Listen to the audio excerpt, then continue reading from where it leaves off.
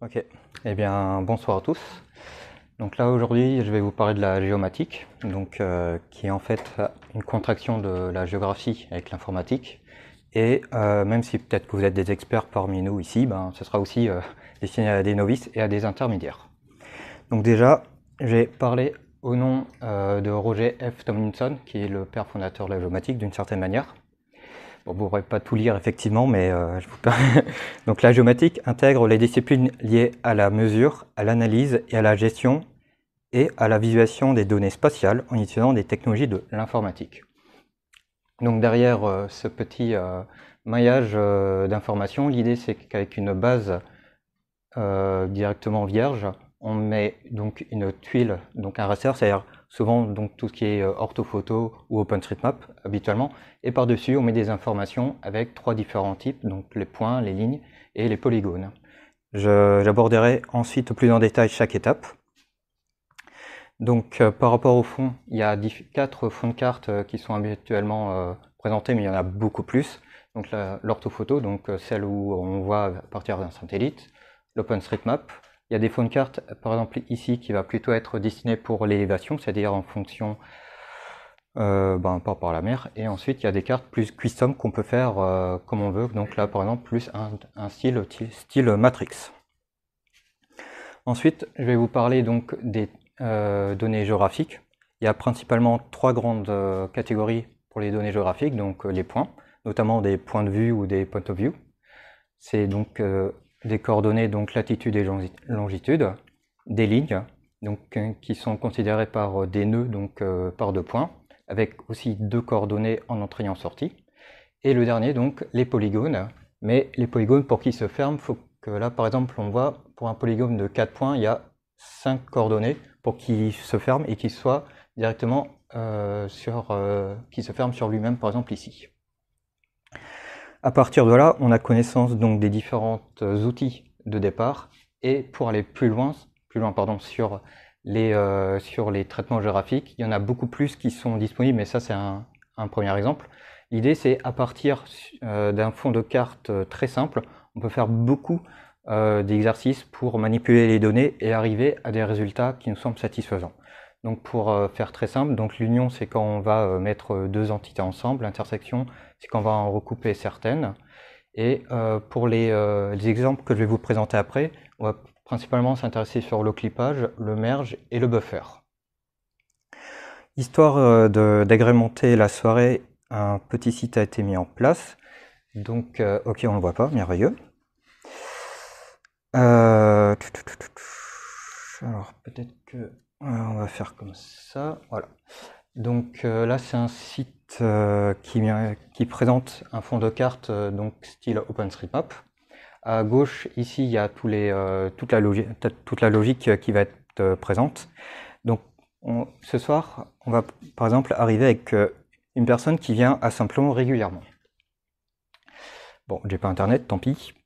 Ensuite, on va créer une ligne entre la personne qui vient de la gare qui va jusqu'à Saint-Plon, et on se dit au milieu de la route, tiens, habituellement, en plein milieu de la route, j'ai faim.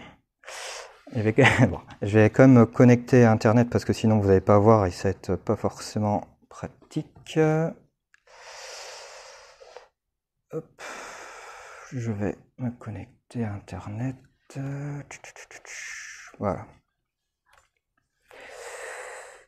Donc voilà, donc là on a les points, bon voilà, donc là on a les points, ensuite on a la ligne, ensuite en plein milieu on a le centre où, comme toujours, on a faim ici, mais on se dit tiens, je vais regarder 50 mètres autour de moi, il y a peut-être quelque chose que j'aimerais manger, souvent une boulangerie. Du coup on va regarder la liste des boulangeries qu'il y a autour de soi, grâce aux outils qu'on a à disposition, et grâce aux outils qu'on a pu voir avant qui s'appelaient par exemple le clip, on va que se concentrer sur ceux qui sont à l'intérieur de ce cercle. Donc là on se dit, ah ben super, je sais toutes les boulangeries qu'il y a autour de moi à 50 mètres. Mais ensuite on va aller un peu plus loin. Et du coup on va aller faire un ordre. Donc ici cet ordre, c'est-à-dire que depuis ce point, pour les gros flemmards, on va essayer de trouver soit qui est le plus proche. Donc par exemple ici, au Bon Pain Quotidien, hop, c'est à 109 mètres.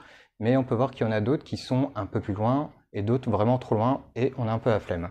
Donc ça, c'est un premier cas d'exemple où on peut utiliser la géomatique pour la vie de tous les jours. Cependant, on peut aller aussi un peu plus loin. Du coup, là, c'est des outils un peu plus poussés et c'est avec l'utilisation d'une API. Dans ce cas de figure, je vais utiliser une API avec OpenRouteService. C'est une API assez ouverte. Vous pouvez créer un compte dessus. C'est par une équipe suisse et c'est une association, donc c'est plutôt simple. Et on va utiliser un autre fond de carte, par exemple. Quelque chose... Bon, d'accord. On va utiliser... Je vais quand même utiliser celui-là, voilà, qui sera un peu plus visible pour l'autre exemple. Donc on repart sur les points. Donc là, par exemple, ce soir, on a invité des gens d'une autre ville et qui viennent à la gare et qui veulent aller à Saint-Plon. Ben, soit on leur propose un itinéraire de piétons. Du coup, on va utiliser une API qui, j'espère, va s'apparaître, voilà. Donc qui prend un peu de temps. Donc ça, c'est en fonction du côté piéton. On leur propose cet itinéraire qui est le plus direct. Mais si par exemple ils ont une voiture, on va leur proposer une autre API qui là va leur permettre depuis les 2 points d'utiliser la voiture. Mais après on se dit tiens, on a invité des gens ici mais ils ont peut-être faim. Et dans ce cas de figure, on va leur proposer une isochrone. Et en fait l'isochrone, ça va leur permettre autour de soi, à un rayon par exemple là c'est 3 minutes, 5 minutes et 7 minutes à pied, de voir où est-ce qu'ils peuvent aller. Bon, il manque les boulangeries, mais on peut se donner un peu un ordre d'idée de qu'est-ce qui est autour de soi disponible dans cet ordre. Sachant que les isochrones, ça peut être soit distance, soit par temporalité, c'est en fonction de ce qu'on veut. Et imaginons que bon, on a une belle BMW et on a envie de se balader.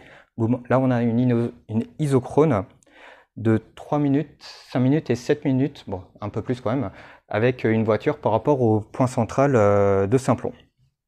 Donc là, on a déjà des cas d'exemples de comment est-ce que la géométrie peut être utile à la vie de tous les jours, surtout quand on a faim.